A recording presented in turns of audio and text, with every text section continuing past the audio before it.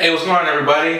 This is Corn Beaner. Today is February 11, 2013, and I want to talk to you guys about a few things today. Yesterday, Sunday, February 10th, The Walking Dead came back after about a 2-month mid-season hiatus. I have yet to have watched the mid-season premiere, as I don't like watching that when my kid is still up. So I still haven't watched it, but I'm a big fan of the show, and and around my circle of friends, there's always this kind of like, you either love the show or you hate it.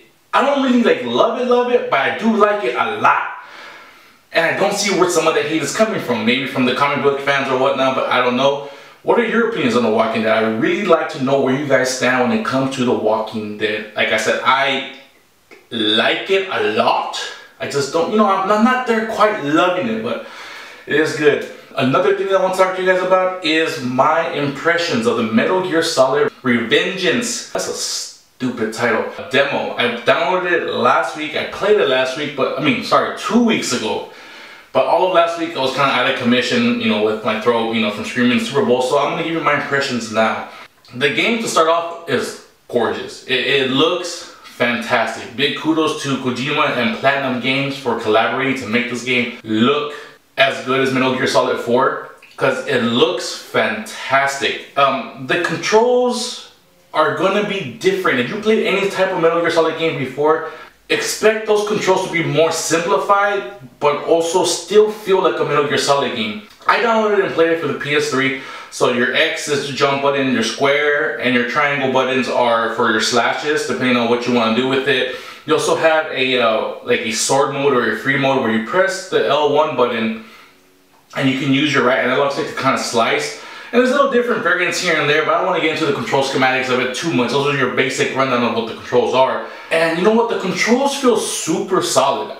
The demo consists of, I believe, the first level of what the game is going to contain, like the entire first level, and it feels fantastic. I'm not a big Raiden fan. I'm not sure where the cult love for Raiden comes from, but the game feels great. It is a great addition to the Metal Gear Solid franchise, even though it is kind of a spin-off. It feels fantastic. The way it looks, the way it plays, everything. It is a great game. I suggest you guys download the demo. I believe it's out there for the PS3 and 360. I suggest downloading it, playing it. The game itself comes out February 19th. And seeing as I just did my taxes, I think it's going to be a day one purchase for me. Don't quote me on that.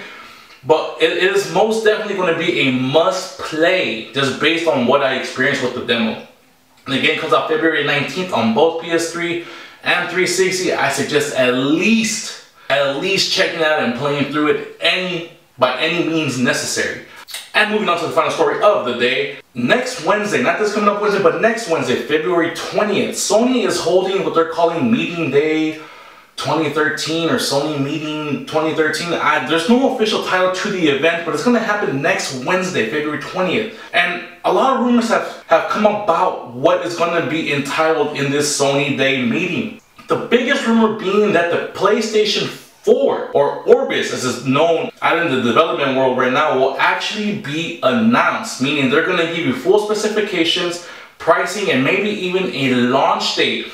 Some of the rumors that have me very intrigued as far as what PlayStation 4 is going to contain is that the whole system is going to be an AMD powered system. So it's going to have an AMD Bulldozer processor, an AMD GPU with 8 gigabytes of RAM. It's going to have an additional 1 gigabyte of memory for the graphics processor itself. So you're looking at a machine that could contain total about 9 gigs of memory. And again, these are just speculations. I'm not sure how much of this is actually accurate outside of AMD, because that is a well-known fact that AMD is going to be powering the next PlayStation. But as far as the RAM, I think it's going to be fantastic. I'm a big Sony fan, and I'm super excited that if they decide to actually invest more money on the RAM, this can have legs to be a very, very powerful machine. They have a 10-year plan. This can easily fit that 10-year plan. Some of the things that are rumored to be there is they're going to maybe show Killzone 4, which makes sense to me because that's the way the PS3 became so infamous as far as developing that hype was with Killzone 3.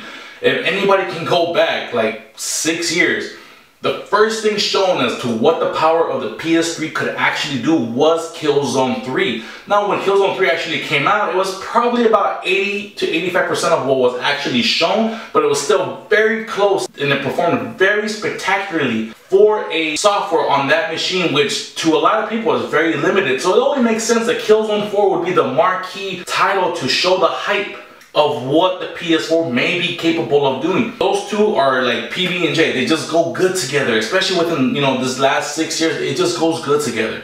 So I'm very excited about that. I will talk about that more when the day actually happens to cover what they actually cover, what I was interested about and what I was not interested about. But that's a whole week away, so we'll get to that point. And that is all that I have for you guys today. And I will see you guys next time. Bye.